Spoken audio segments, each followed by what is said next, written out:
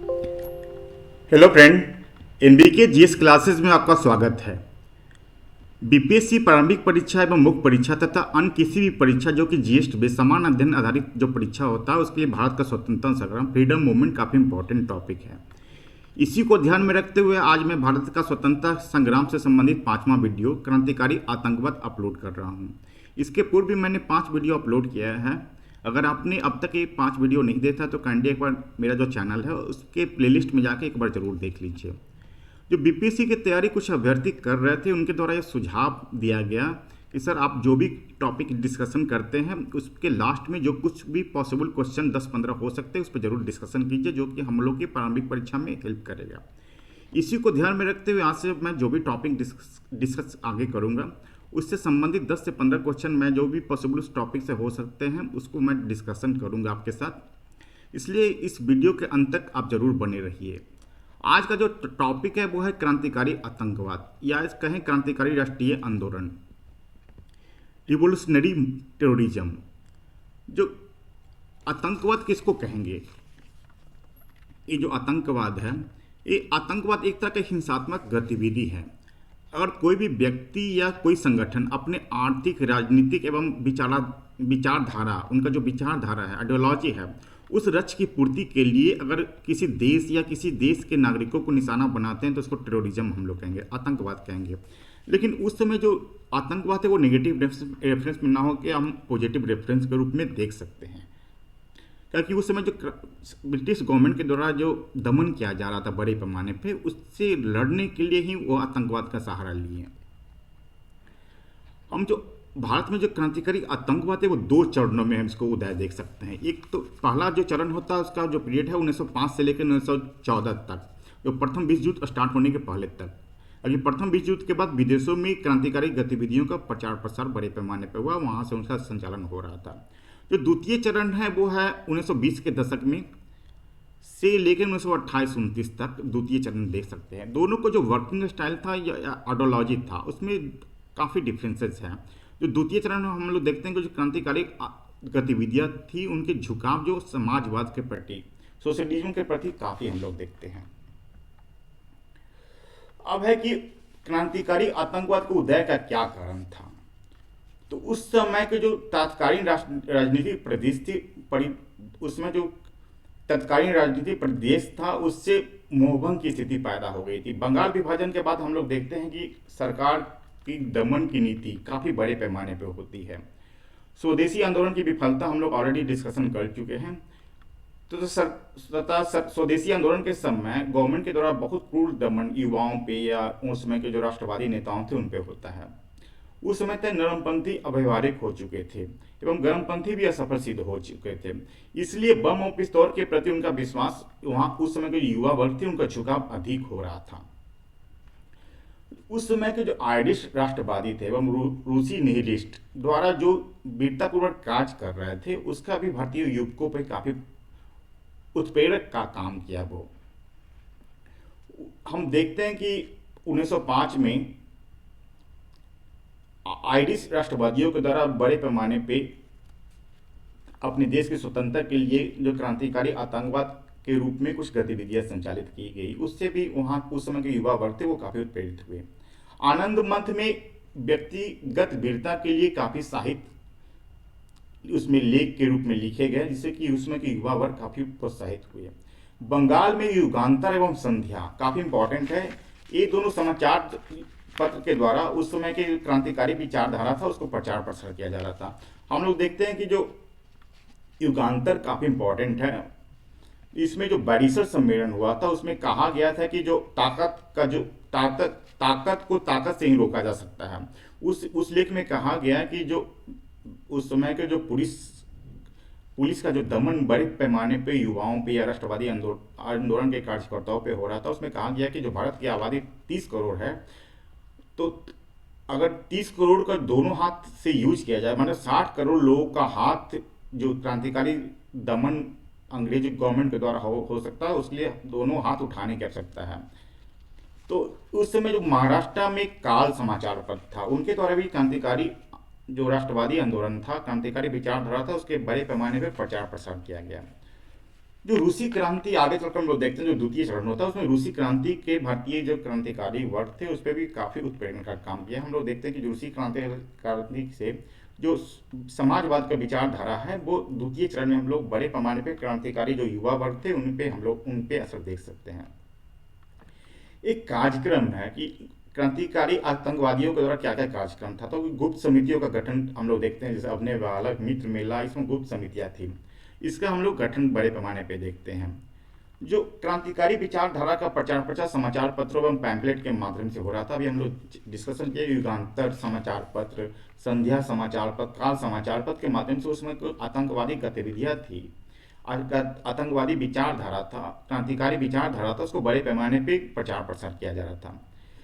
उसमें जो देश के शहीद थे उनको जीवनियों को, मतलब उनको जो जीवनी थी उनको संगीत एवं नाटक के माध्यम से लोग के सामने रख के जो मातृभूमि के प्रति उनका जो प्रेम था उसको भी जागृत करने का प्रयास किया गया। उस समय जो कार्यक्रम था, जो अत्याचारी अफसर मुखबरी एवं देशद्रोहियों की हत्या करना, भगत सिंह के जो मुखबिर थे फणिंदर घोष, उसको भी उसमें के जो क्रांतिकारी आतंकवाद थे उसमें जो राष्ट्रवादी क्रांतिकारी थे उनके द्वारा फणिंदर घोष को भी हत्या की गई।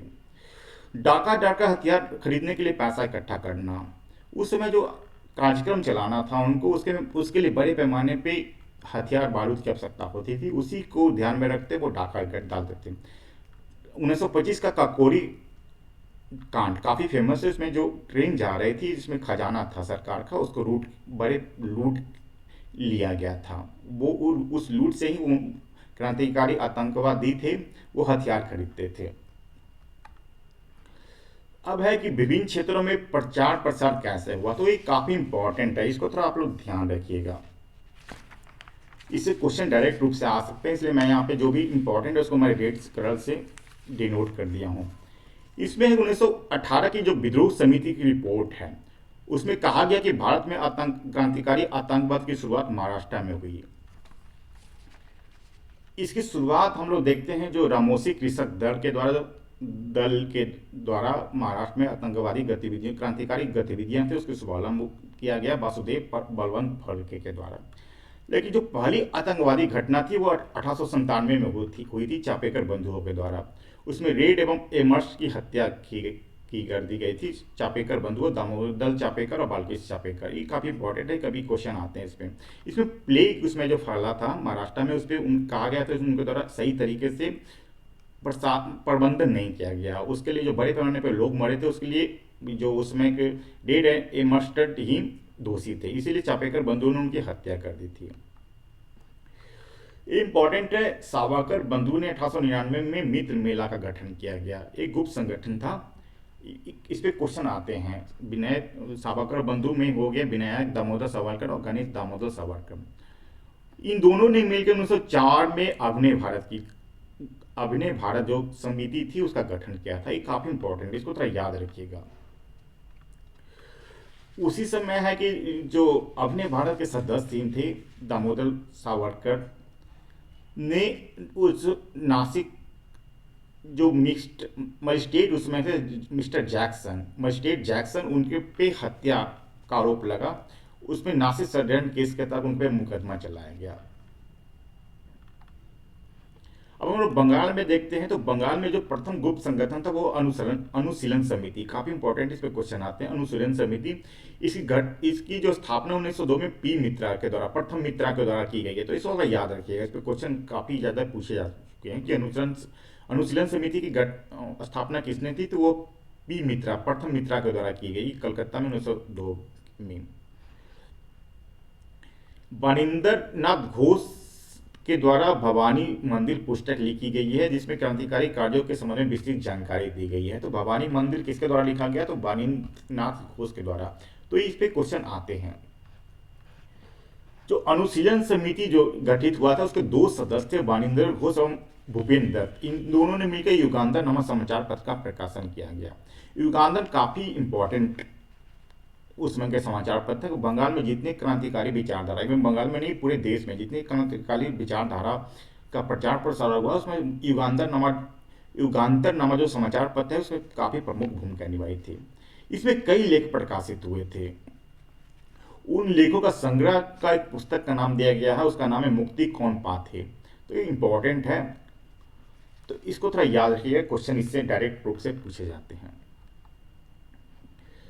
ये 1908 में खुदीराम बोस एवं प्रफुल्ल चाकी ने मुजफ्फरपुर, जो कि बिहार का मुजफ्फरपुर है, उन्होंने जिला जज किंग्स फोर्ट पे बम से प्रहार किया था। उन पे उसमें जो मजिस्ट्रेट थे उन पे आरोप था कि छोटे छोटे घटनाओं के लिए ही उस समय के जो क्रांतिकारी लोग थे उस पर बड़े बड़े दंड दिए गए थे। वो तो जिला जज किंग्सफोर्ड काफ़ी बदनाम हो चुके थे। इसी को ध्यान में रखते हुए खुदीराम बोस एवं प्रफुल्ल चाकी ने उन पर बम फेंका, लेकिन वो बच गए थे और दूसरे जो लोग थे कैनेडी फैमिली वो हताहत हुए थे। इसमें है कि प्रफुल्ल चाकी ने सुसाइड कर लिया था एवं खुदीराम बोस को फांसी पे लटकाया गया। उस समय उनकी उम्र मात्र 18 वर्ष की थी। तो काफ़ी इंपॉर्टेंट है खुदीराम बोस और प्रफुल्ल चाकी, इसको याद रखिएगा, बिहार से संबंधित है इसलिए क्वेश्चन इससे पूछे जाते हैं। एक इंपॉर्टेंट है अलीगढ़ षड्यंत्र कांड। इसमें है कि जो मानिक सल्ला उद्यान एवं कलकत्ता में अवैध हथियार उसमें जो रखे हुए थे उस पर पुलिस ने रेड डाला और उसमें 34 व्यक्तियों को बंदी बना लिया है। इसमें अरविंद घोष एवं बारिंदर घोष भी शामिल हैं। तो अलीगढ़ षड्यंत्र कांड 1908 में हुआ था, इसको थोड़ा याद रखिएगा। अवैध हथियारों का तलाशी के लिए वो रेड पुलिस के द्वारा डाला गया था। इसमें अरविंद घोष एवं बारिंदर घोष शामिल थे। इसमें कन्हई लाल एवं सत्येंद्र घोष को फांसी दी गई, बारिंदर घोष को आजीवन कारावास हो गया, लेकिन इसमें चित्ररंजन दास के द्वारा अरविंद घोष की पैरवी की गई थी, उनको बाइज्जत तो उसमें इस केस से बरी करवाया गया। तो इंपॉर्टेंट है, थोड़ा याद रखिएगा अलीगढ़ षड्यंत्र कांड। अब एक आता है ढाका षड्यंत्र कांड। तो ये तो इम्पॉर्टेंट होता है, कुछ कुछ जो नाम है इसके तहत जो पुलिन दास के द्वारा 1908 में 12 डकैती वहाँ पे की गई थी, उसमें जो सरकारी खजाना था उसको लूटा गया था। इसको थोड़ा याद रखिएगा, पुलिन दास के द्वारा 12 डकैती कांड से संबंधित है वो। इसमें सरकार के द्वारा काफ़ी कानून पास किए गए इसको रोकने के लिए। तो इसमें तीन इंपॉर्टेंट, उससे सबसे ज़्यादा इंपॉर्टेंट है भारत रक्षा अधिनियम 1915, इसमें होना चाहिए, ये गलत है, 2015।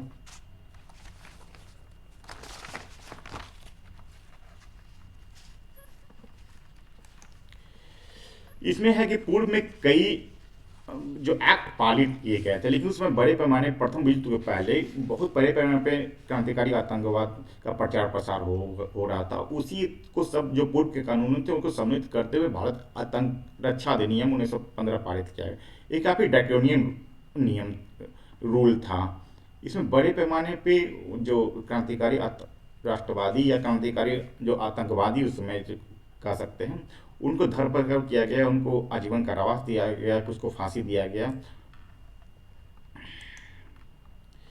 हम लोग पंजाब में देते हैं, तो पंजाब में दो नाम इंपॉर्टेंट है, लाला लाजपत राय और अजीत सिंह। इन दोनों ने प्रमुख भूमिका निभाई थी। लाला लाजपत राय ने एक पंजाबी समाचार पत्र का प्रकाशन किया था, तो पंजाबी इंपॉर्टेंट है, लाला लाजपत राय के द्वारा प्रकाशित किया जाता था। अजीत सिंह जो कि भगत सिंह के चाचा थे, उन्होंने लाहौर में अंजुमन ए मोहिसबान ए वतन नामक क्रांतिकारी संगठन का गठन किया गया है तथा भारत माता नामक पत्र का प्रकाशन किया गया। तो इंपॉर्टेंट है लाला लाजपत राय और अजीत सिंह समय के प्रथम चरण में, तो इसको थोड़ा याद रखिएगा। भारत माता नामक पत्र का प्रकाशन किसके द्वारा किया गया, तो अजीत सिंह के द्वारा, एवं पंजाबी लाला लाजपत राय। अब दिल्ली में देखते हैं, तो दिल्ली में 1912 में लॉर्ड हार्डिंग के काफले पर बम फेंका गया था। उसमें रास बिहारी बोस एवं सचिन सन्याल की मुख्य भूमिका थी। इसको दिल्ली षड्यंत्र केस के से नाम से जाना जाता है। तो इसको थोड़ा याद रखिए, दिल्ली षड्यंत्र के हम लोग ढाका, अलीपुर सब ये सब देखे हैं षड्यंत्र केस, तो इसको थोड़ा याद रखिए आप लोग। अब द्वितीय चरण आते हैं। द्वितीय चरण काफी इंपॉर्टेंट है, क्योंकि 1920 के दशक के बाद, जो प्रथम विश्व युद्ध के बाद द्वितीय चरण का आरंभ होता है। इसमें जो विचारधारा था उसमें काफ़ी परिवर्तन आया था। एक क्रांतिकारी जो समाजवादी विचारधारा की ओर अधिक उनका झुकाव था। इन्होंने राजनीतिक स्वतंत्रता के साथ साथ समाजवादी लक्ष्य भी निर्धारित किए। मतलब इंडिया तो स्वतंत्र हो जाएगा, लेकिन स्वतंत्रता के बाद क्या क्या लक्ष्य होगा उस पर भी इन्होंने कार्यक्रम निर्धारित किया गया था। भगत सिंह ने क्रांति को सामाजिक, राजनीतिक और आर्थिक स्वाधीनता के रूप में परिभाषित किया था।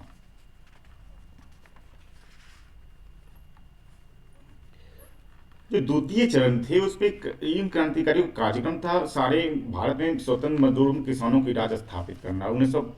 17 में जो रूस का जो क्रांति हुआ था उसका जो लक्ष्य था उस पे उसको इन्होंने अडोप्ट किया था। मजदूरों और किसानों को संगठित करना, ऐसे आर्थिक और औद्योगिक एवं सामाजिक आंदोलन के प्रति सहानुभूति प्रकट करना जो सांप्रदायिकता से दूर रहकर देश को उनके देश अर्थात संपूर्ण आज़ादी और किसान मजदूर राज्य बनाने में सहायता करेंगे। प्रथम चरण में हम देखते हैं तो कुछ जो उनका झुकाव सांप्रदायिकता की ओर भी था, वो हिंदू देवी देवताओं स्लोगन आदि का यूज कर रहे थे। लेकिन द्वितीय चरण में इसका हम लोग पूरी तरीके से अपवाद के रूप में देख सकते हैं। उनका जो मेन झुकाव था वो समाजवाद की ओर हम लोग देखते हैं। अब मेन्स पॉइंट ऑफ व्यू से काफी इंपॉर्टेंट, ये प्रथम चरण और द्वितीय चरण में क्रांतिकारी आंदोलन के जो स्वरूप थे उसमें अंतर क्या था।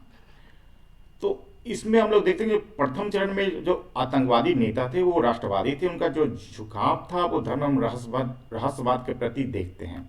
लेकिन द्वितीय चरण में ये सब धर्म एवं रहस्यवाद के प्रति उनका कोई झुकाव नहीं होता, उनका झुकाव मेन रूप से समाजवाद के प्रति था। जो प्रथम चरण में देखते हैं कि आतंकवादी जो कार्य पद्धति थी, वर्किंग स्टाइल था, उनको अधिकतर व्यक्तियों की हत्या, व्यक्तियों की लूटने पर आधारित था। लेकिन द्वितीय चरण में हम लोग देखते हैं कि जो मेन जो अटैक होता है वो इंस्टीट्यूशन पे, गवर्नमेंट इंस्टीट्यूशन पे होता है। और वो डाका डाल के वो धन इकट्ठा करते थे जिससे कि वो आतंकवादी गतिविधियों का संचालन किया जा सकता है।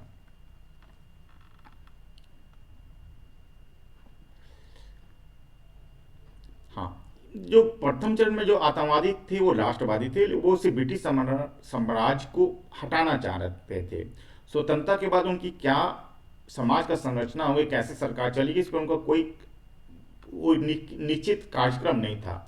लेकिन द्वितीय चरण में हम लोग देखते हैं तो एक आतंकवादी गतिविधियां थी, वो समाजवादी विचारधारा से युक्त हो गई थी। वो ब्रिटिश राज के बाद किसानों और मजदूरों के जो राज्य की स्थापना करना वो चाह रहे थे, जैसा कि रूसी क्रांति के समय जो गवर्नमेंट जिस तरह से चल रहा था उसी आधार पे वो भारत में भी सरकार चलाना चाह रहे थे। तो ये काफी मेंस पॉइंट ऑफ व्यू से इंपॉर्टेंट है, इसको थोड़ा ध्यान रखिएगा आप लोग। अब द्वितीय चरण की जो प्रमुख घटनाएं हैं उस पर मैं डिस्कशन कर लूँ। इसमें जो प्रमुख नेता है रामप्रसाद बिस्मिल, योगेंद्र चटर्जी, सतीश चंद्र सन्याल, चंद्रशेखर आजाद, इन लोगों ने मिलकर 1924 में कानपुर में हिंदुस्तान रिपब्लिक एसोसिएशन, इसको याद रखिएगा, ये काफी इंपॉर्टेंट होते हैं, इनकी स्थापना की। हिंदुस्तान रिपब्लिक एसोसिएशन जो 9 अगस्त 1925 को जो रेल हरदोई से लखनऊ जा रही थी, इसमें सरकारी खजाना इस ट्रेन के द्वारा जा रहा था, उसको रोक के सरकारी खजाना को लूटा गया। ये काफी ककोरी कांड इसको के नाम से जाना जाता है। इसके तहत रामप्रसाद बिस्मिल, असफुल्ला खान, रोशन सिंह, राजेंद्र राठी, इसको फांसी दी गई थी। तो ये काफी इसी ककोरी कांड काफी इंपॉर्टेंट है, इससे क्वेश्चन हमेशा पूछे जाते हैं। अब हम लोग देखते हैं कि 1928 में जो हिंदुस्तान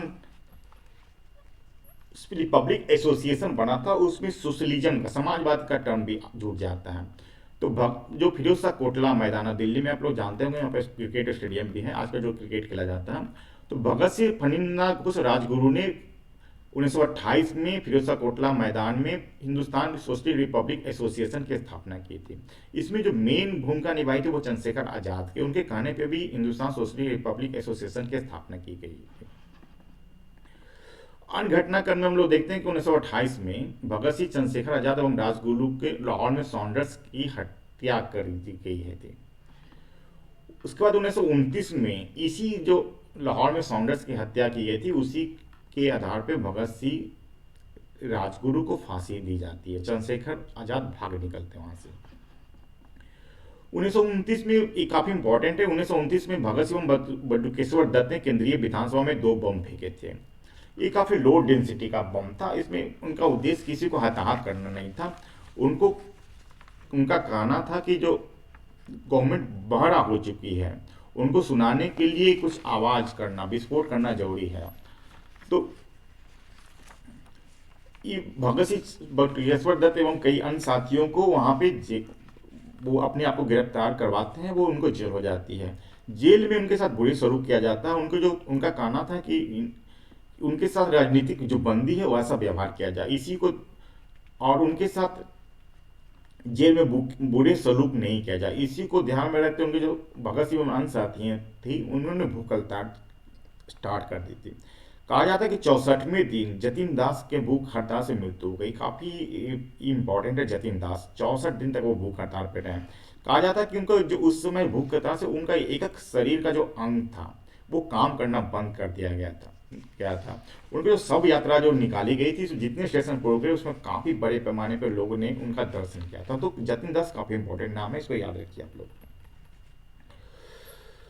इसी जो सॉन्डर्स कांड हुआ था, लाहौर में जो सॉन्डर्स की हत्या की गई थी,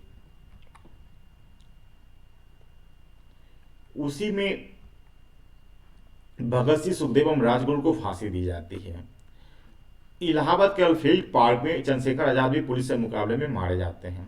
ये चटगाम कांड काफी इंपॉर्टेंट है। सूरसेन के द्वारा जो वहां पे जो शस्त्रागार था, जहाँ गवर्नमेंट का जो आर्म्स वगैरह रखा जाता, तो वहां पे हमला किया गया था। और वहां पे कहा जाता है कुछ समय के लिए, कुछ दिनों के लिए वहां पे ब्रिटिश गवर्नमेंट का कोई अधिकार नहीं रहा था। तो चटगाम कांड काफी इंपॉर्टेंट है, बंगाल में है चटगाम। यहाँ पे सूरसेन की अध्यक्षता में वहां पे अटैक किया गया था। इसमें प्रीति लता वाडेकर, कल्पना दत्त, दो लेडीज थी, ये दोनों यंग लेडीज, इन्होंने नहीं प्रमुख भूमिका निभाई थी। तो ये नाम इंपॉर्टेंट है, कभी कभी पूछ देता है कि चटगाम कांड से संबंधित किस महिला ने प्रमुख भूमिका निभाई, तो इसको प्रीति लता वाडेकर, कल्पना दत्त। इसमें सूरसेन को फांसी दे दी गई थी। अब कुछ महिला क्रांतिकारी भी हैं, इसको भी थोड़ा याद रखिए। जैसे कि 1931 में शांति घोष एवं सुनीता चौधरी ने, जो डीएम थे वहाँ के बंगाल में, वहाँ पे उसकी गोली मारकर हत्या कर दी गई थी। जो बीना दास एक यंग लेडीज थी, उनके जो गवर्नर थे वो दीक्षांत समारोह में कॉलेज में गए हुए थे, उन पे वो गोली चलाई, लेकिन वो बाई चांस वो उनको गोली डायरी पे, जो पॉकेट में डायरी था उस पर लगा, वो बच गए थे। ये बंदी जीवन एक बुक है, उस उनके सतीश सान्याल के द्वारा हिंदी एवं गुरुमुखी में लिखी गई, तो इसको भी थोड़ा याद रखिएगा। एक इंपॉर्टेंट है फिलॉसफी ऑफ द बम, इसको भगवती चरण बोहरा के द्वारा लिखा गया। तो ये कुछ इंपॉर्टेंट पॉइंट है, उसको थोड़ा याद रखिए आप लोग। अब ये इंपॉर्टेंट है कि विदेशों में प्रचार प्रसार बड़े पैमाने पे हुआ क्रांतिकारी जो गतिविधियों का। भारत में तो हुआ ही, साथ साथ विदेशों में भी बड़े पैमाने पे इसका प्रचार प्रसार हुआ। उस समय था कि सरकारी क्रांतिकारी जो आतंकवादी थे, उसमें सरकारी दमन से बचने के लिए बड़े पैमाने पर विदेश चले गए, वहां जाकर अपना उन्होंने संघर्ष जारी रखा। श्यामजी कृष्ण वर्मा काफी इंपॉर्टेंट नाम है। कहा जाता है कि जो उसमें लोकमान्य बाल गंगाधर तिलक थे, उनके कहने सिफारिश पे वो लंदन चले गए थे। वहां जाकर 1904 से लेकर 14 के बीच में उन्होंने लंदन, पेरिस एवं अन्य जेनेवा एवं अन्य कई यूरोपियन देशों में जाके भारत के स्वतंत्रता के लिए जोर तोड़ से आंदोलन चलाया। ये इंपॉर्टेंट है कि 1905 में होमरूल श्याम कृष्ण वर्मा ने होमरूल सोसाइटी की स्थापना की तथा इंडियन हाउस की स्थापना की लंदन में। जो होमरूल सोसाइटी और इंडिया हाउस थे, उनके द्वारा इंडियन सोशोलॉजिस्ट नामक समाचार पत्र का प्रकाशन किया जाता था। इसी के एक सदस्य थे वो मदनलाल ढींगरा। उन्होंने 1908 में भारत सचिव के सहायक कर्नल वायली को गोली मारकर हत्या कर दी गई थी। इसके बाद बड़े पैमाने पे वो ब्रिटिश गवर्नमेंट के द्वारा लंदन में या ब्रिटेन में क्रांतिकारी आतंकवादियों को बड़े पैमाने पे दमन किया गया।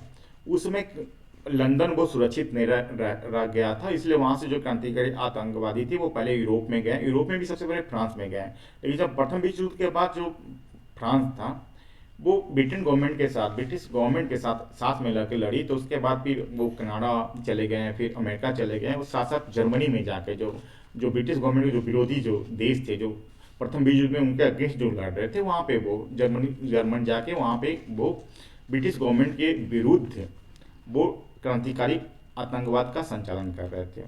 इसमें इंपॉर्टेंट है कि वीरेंद्र नाथ चट्टोपाध्याय, भूपेंद्र नाथ दत्त एवं लाल हरदयाल एवं अन्य ने 1915 में जर्मन विदेश मंत्रालय के सहयोग से जिमरमैन योजना के तहत burning committee of Indian independence की स्थापना की। ये जिमरमैन योजना है कि जो इंडियन क्रांतिकारी आतंकवादी थे, राष्ट्रवादी जो भी कह लीजिए उसको, इनके द्वारा और जो जर्मन गवर्नमेंट था उन्होंने दोनों ने मिल के ब्रिटिश गवर्नमेंट के खिलाफ एक सशक्त आंदोलन चलाने की बात कही गई थी। उनका था कि दोनों मिलके भारत में जो ब्रिटिश सत्ता है उसको उखाड़ फेंकने की बात कही गई थी। इसलिए उन्होंने जिमरमैन योजना के तहत Berlin committee for Indian independence, इसको थोड़ा याद रखिएगा। ये काफी इंपॉर्टेंट है, मैडम कामा, ये इसको कर लीजिए बिकाजी रुस्तम कामा, दोनों नाम से जाना जाता है, काफी इंपॉर्टेंट है।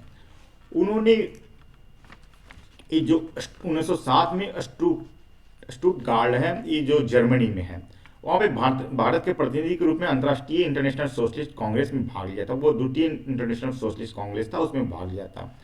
उसमें मैडम कामा ने इसी कांग्रेस में भारत का प्रथम तिरंगा लहराया था, जो कि हरा पीला एवं लाल रंग का था। तो काफी इंपॉर्टेंट है भारत, इसमें इंपॉर्टेंट हमेशा क्वेश्चन आते हैं कि भारत का जो प्रथम तिरंगा विदेशों में किसने लहराया, तो वो मैडम कामा या कह लीजिए रुस्तम भिकाजी कामा के द्वारा लहराया गया। उनका स्टेटमेंट एक है भिकाजी कामा का कि हम भारत के लिए हैं और भारत भारतीयों के लिए हैं। तो ये काफी कभी कभी कोटेशन भी आ जाते हैं, तो इस तरह याद रखिएगा। स्टुटगार्ड में भारत का प्रथम तिरंगा फहराया गया मैडम कामा के द्वारा। और गदर आंदोलन काफी इंपॉर्टेंट है। ये 1913 में जो सैन फ्रांसिस्को है अमेरिका में, वहां पे लाला हरदयाल और सोहन सिंह भाभना के द्वारा गदर पार्टी की स्थापना की गई है। इसमें कुछ अन्य नेता है, उनका नाम हमने दिया था।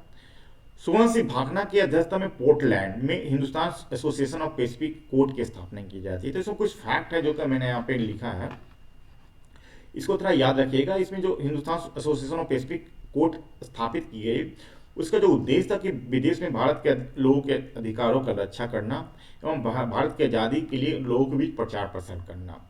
ये जो गदर जो नाम पड़ा है, जो 1857 का जो विद्रोह था, गदर था, उसी के नाम पे गदर रखा गया। गदर जो पार्टी था उसके तहत गदर नामक अखबार का प्रकाशन किया जाता है, इसी के नाम पे वो गदर पार्टी भी रखा गया, गदर नामक अखबार का प्रकाशन किया जाता था। ये जो अखबार था वो हिंदी, उर्दू, गुरमुखी एवं पंजाबी में प्रकाशित होता था। तो 4 लैंग्वेज इस तरह याद रखिएगा। इसमें कुछ कविताएं भी दर गुंज के नाम से प्रकाशित की जाती थी। तो गदर आंदोलन काफी इंपॉर्टेंट है, इसको थोड़ा आप लोग याद रखिए, ऐसे क्वेश्चन आते हैं, हमेशा आते हैं। अब एक है कामा गाटा मारू प्रकरण, ये भी काफी इंपॉर्टेंट। इसमें 2 नाम आते हैं, गुरदीप सिंह और बाबा गुरदित्ता सिंह, दोनों एक ही व्यक्ति हैं, इसलिए दोनों में से कोई नाम आता है तो आप लोग थोड़ा कंफ्यूजन मत होइएगा। ये है कि दक्षिण पूर्व एशिया से 376 भर्तियों को लेकर बैंकनूर, जो कि कनाडा में, वहां पे वो जाने का प्रयास कर रहे थे। कामा गाटा मारू एक जहाज था, उन्होंने गुरदीप सिंह ने भाड़ा पे इसको लिया और वहाँ पे काफ़ी भर्तियों को लेकर वो विदेश में बैकनूर कनाडा जा रहे थे। उनका ये था कि वहाँ जाके स्वतंत्र एवं सुखमय जीवन बिता सकते हैं, तो भारत के स्वतंत्रता संग्राम में प्रचार प्रसार करेंगे और आगे चल के भाग भी लेंगे। इसके लिए एक शोर कमेटी का गठन किया गया था। इनमें कुछ नाम है, हुसैन रहीम, सोहानराम, बलवंत सिंह। इनका जो यात्रियों का जो अधिकार था, उसकी सुरक्षा के लिए, अधिकार के लिए वहाँ पे कनाडा में जाके कैसे रहेंगे, कैसे आंदोलन का प्रचार प्रसार करेंगे, उसके लिए शोर कमेटी का गठन की गई थी। लेकिन कनाडा सरकार ने जहाज को उतरने की अनुमति नहीं दी। कहा जाता है कि उसमें ब्रिटिश गवर्नमेंट के दबाव में आकर ही कनाडा गवर्नमेंट ने कामा गाटा मारू जो जहाज था उसको वहाँ पे लैंड होने का अनुमति नहीं दी। तो 27 सितंबर 1914 को पुनः जहाज जो कलकत्ता आया गया, वहाँ पे जो लोकल पुलिस थी उसके साथ संघर्ष में 22 व्यक्ति मारे गए थे। तो इसमें काफी इंपॉर्टेंट, इसमें बड़े पैमाने पे जो उसमें जो राष्ट्रवादी नेता थे, क्रांतिकारी गतिविधियां थी, उस पर गुस्सा उनको बीच आया कि ब्रिटिश गवर्नमेंट में है जो विदेशों में भी भारतीयों को सही से रहने नहीं देते हैं।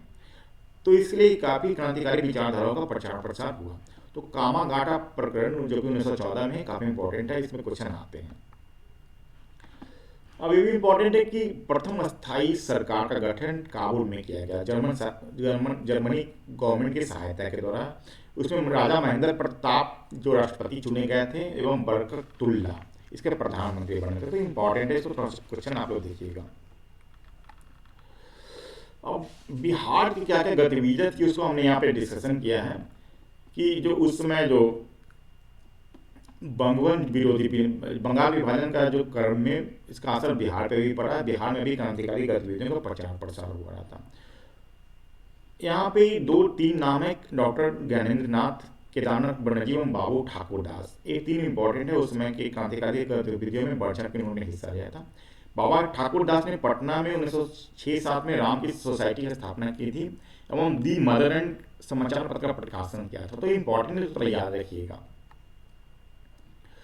1908 में खुदीराम बोस एवं प्रफुल्ल चाकी ने मुजफ्फरपुर में बम फेंका था। इसको डिस्कशन हमने ऑलरेडी कर दिया था। उसमें प्रफुल्ल चाकी ने आत्महत्या कर ली थी, खुदीराम बोस को फांसी दी गई थी। उसमें मात्र इनका उम्र 18 वर्ष था।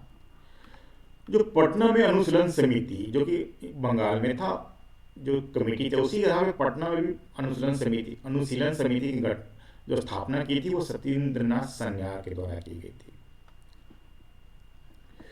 इसमें भागलपुर और बक्सर में भी क्रांतिकारी गतिविधियों को प्रशिक्षण दिया गया था। तो ये भी उस भूपेन्द्र नाथ दत्त ने पटना में भवानी मंदिर क्रांतिकारी संस्था की स्थापना की थी। तो कुछ बिहार के कुछ दो मैंने रेड से कलर से डिनोट कर दिया, इसको थोड़ा याद रखिएगा, कभी कभी क्वेश्चन बिहार से आते हैं। अब हम आते हैं क्वेश्चन पे। काफ़ी लोगों का रिक्वेस्ट आ रहा था कि सर आप जो भी पढ़ाते हैं उसमें क्या क्या संभावित क्वेश्चन हो सकते हैं, उसको आप लोग एक बार प्लीज़ डिस्कस कीजिए। तो इसी को ध्यान में रखते आज का जो क्रांतिकारी आतंकवादी जो चैप्टर है काफ़ी इंपॉर्टेंट है। इसमें हर एक एग्जाम में क्वेश्चन इससे आते हैं।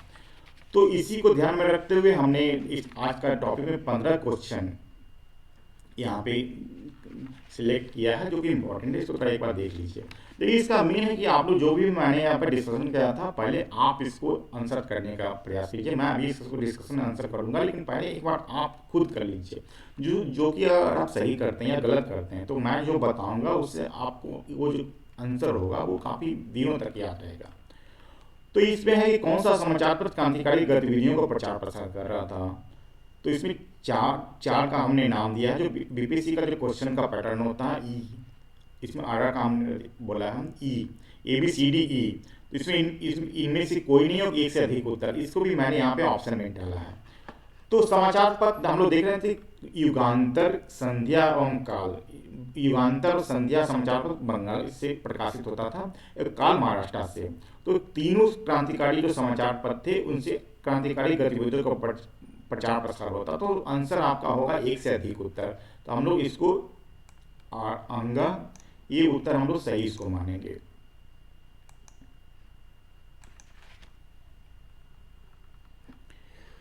अब युगांतर समाचार पत्र प्रकाशित जो प्रमुख लेख था उसका संग्रह किस पुस्तक में किया गया।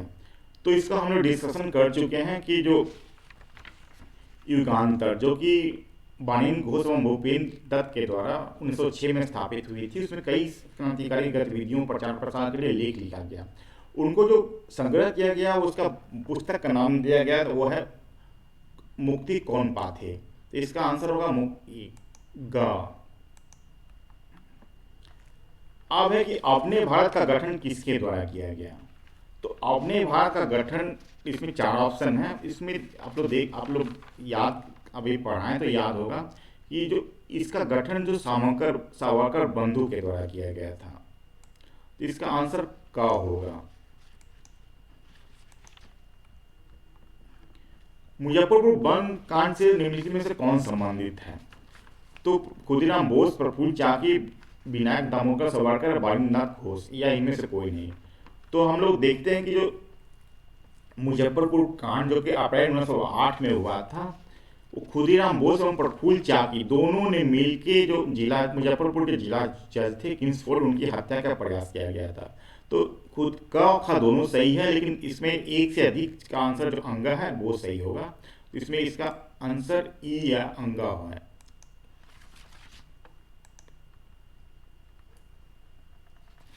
अब एक भारत माता नामक पत्र का प्रकाशन निम्नलिखित में से किसके द्वारा की गई। तो हम लोग देखते हैं कि अजीत सिंह ने लाहौर में अंजुमन-ए-मुहिस्बान-ए-वतन नामक संगठन का स्थापना किया था। उसी के द्वारा भारत माता नामक पत्र का प्रकाशन पंजाब में किया जा रहा था। तो इसका आंसर ई होगा, सॉरी डी। अब है कि काकोरी कांड में निम्नलिखित में से किसे फांसी नहीं गई। तो ये 4 नाम है। तो आपको मैंने बताया कि जो अगस्त 1925 में जो हरिद्वार से लखनऊ जो ट्रेन जा रही थी, हरदोई से लखनऊ जो ट्रेन जा रही थी, तो ककोरी नामक जगह पे जो सरकारी खजाना ट्रेन से जा रहा था उसको रोक के लूटा गया सरकारी खजाना को। उसमें ये है कि ए राम प्रसाद बिस्मिल, असफुल्ला खान और रोशन सिंह तीनों संबंधित हैं। तीनों को फांसी दी गई थी। एक्चुअली 4 लोगों को फांसी दी गई थी, 3 नाम ही सही है। तो इसका भी आंसर अंगा ई होगा।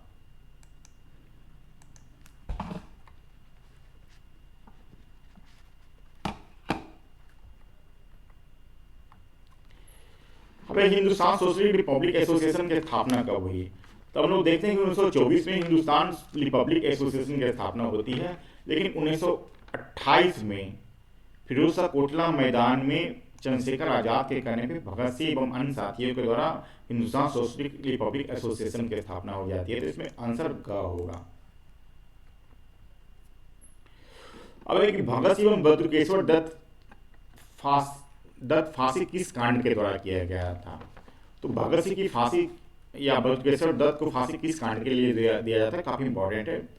तो इसमें 4 ऑप्शन है। तो हम लोग देखते हैं कि जो लाहौर में जो साउंडर्स की हत्या हुई थी उसके कारण वो इनको फांसी दी जाती है।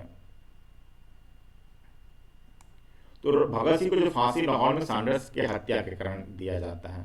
तो काफी इंपॉर्टेंट है, इसको थोड़ा याद रखिएगा आप लोग। इस पर क्वेश्चन आते हैं।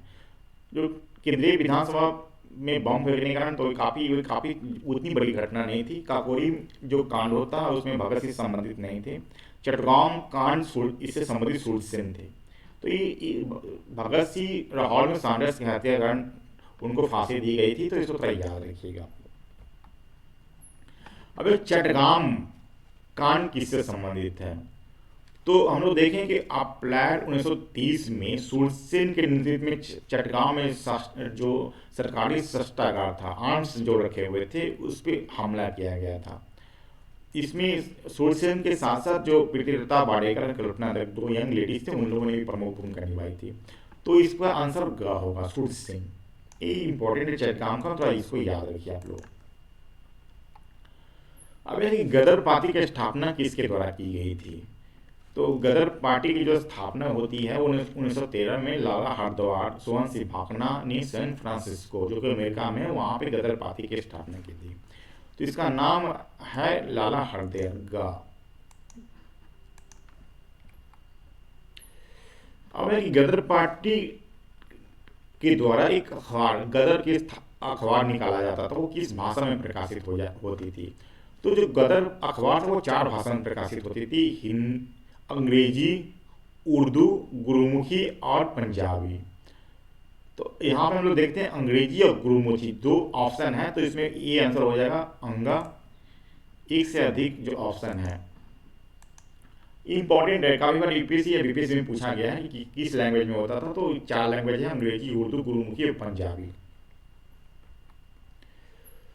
अब है कि काबुल में 1915 में किनके नेतृत्व में भारत में प्रथम अस्थायी सरकार का गठन किया गया? तो हम लोग इसको देखते हैं कि 1915 में जर्मनी की सहायता से राजा महेंद्र प्रताप की अध्यक्षता में प्रथम अस्थायी सरकार का गठन किया जाता है। बरकर कुल्ला उसके प्रधानमंत्री थे, लेकिन राष्ट्रपति वो राजा महेंद्र प्रताप थे। तो ये ऑप्शन खा है इसका।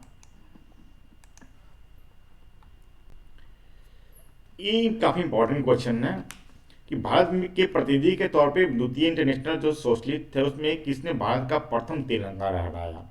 तो हम लोग इसमें देख चुके हैं कि 1907 में अगस्त 1907 में जो अंतर्राष्ट्रीय इंटरनेशनल सोशलिस्ट कांग्रेस थी उसमें मैडम कामा ने भारतीय प्रतिनिधि के तौर पे यहाँ पे भाग लिया था और उन्होंने वहाँ पे प्रथम बार झंडा लहराया और झंडा पे वंदे मातरम भी लिखा हुआ था। वो झंडा हरा, पीला, लाल था, जो आज का झंडा उससे अलग था। तो काफी इंपॉर्टेंट है कि विदेशों में भारत का पहला झंडा किसने फहराया? तो मैडम कामा ने।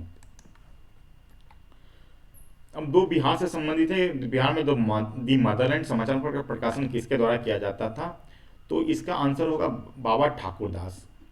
बाबा ठाकुर दास ने 1906-07 में रामकृष्ण सोसाइटी की स्थापना की तथा उनके द्वारा एक समाचार पत्र दी मदरलैंड का प्रकाशन किया जाता है। तो बाबा ठाकुर दास इसका आंसर होगा दी मदरलैंड का। तो इसको थोड़ा याद रखिए आप लोग। अब है कि पटना में अनुशीलन समिति जो कि मेन इसका जो ब्रांच मेन था वो बंगाल में स्थापित था, लेकिन इसका जो पटना में इसका अनुशीलन समिति की स्थापना किसने की? तो इसका आंसर होगा, सॉरी इसमें तो ऑप्शन नहीं है, संत सानिंदनाथ सन्याल के द्वारा किया गया था। इसको थोड़ा इसको इसको हटा दीजिए आप लोग। पटना में अनुशीलन समिति की स्थापना किसके द्वारा किया गया था? तो वो सानिंदनाथ सन्याल के द्वारा पटना में अनुशीलन समिति की स्थापना की गई है। तो इसमें एक्चुअली मैंने ऑप्शन नहीं दिया है, तो इसका नाम रखिएगा सानिंदनाथ सन्याल। तो मैं समझता हूँ काफ़ी वीडियो लंबा हो गया, लेकिन काफ़ी इंपॉर्टेंट है, इस पर काफ़ी क्वेश्चन आते हैं। तो अगर ये वीडियो आप लोग को अच्छा लगता है तो काइंडली इसको लाइक कीजिए। जो लोग कॉम्पिटिटिव एग्जाम की तैयारी, बीपीएससी या किसी अन्य जीएस बेस्ड एग्जाम की तैयारी कर रहे हैं आपके दोस्त लोग, उनके साथ इसको शेयर कीजिए। और अगर अभी तक मेरा channel NBK GS classes subscribe नहीं किए तो काइंडली सब्सक्राइब कीजिए। धन्यवाद।